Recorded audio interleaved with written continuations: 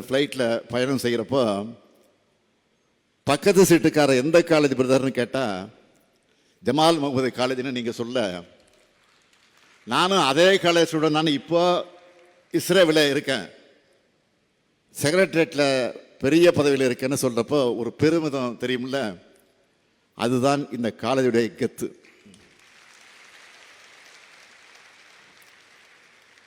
Old student போல் நாமும் வருவோம்னு உங்கள் மனசில் உருவாகிற நம்பிக்கை தான் காலேஜ் உங்களுக்கு தரக்கூடிய கான்ஃபிடன்ஸ் சர்டிஃபிகேட்.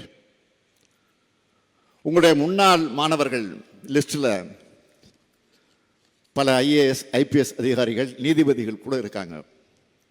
ஏன் நம்ம தமிழ்நாடு கேபினெட்டில் 2 மினிஸ்டர்ஸ் உங்கள் காலேஜில் படித்து உருவான மாண்புக்குரியவர்கள்.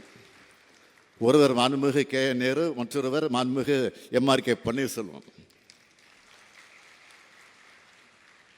உங்கள் சீனியர்ஸ் எங்கள் கேபினெட்டில் சீனியர்ஸ்.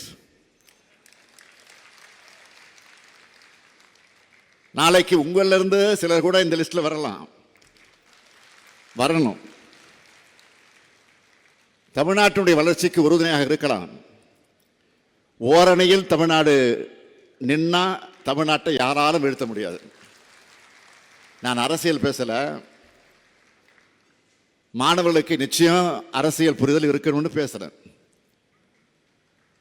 கல்லூரிகள் எத்தனையோ பல தலைவர்களை கொடுத்துருக்கு.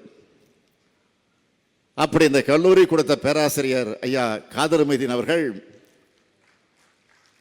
கண்ணியத்திற்குரிய காகிதமிழத்தவர்கள் வழியிலே வந்து சமுதாய தொண்டாற்றி இன்றைக்கு தகைசால் தமிழராக நம்முடைய உயர்ந்து நிற்கிறார்.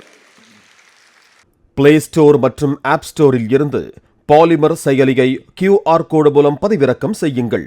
செய்திகளை உடனுக்குடன் பெறுங்கள்.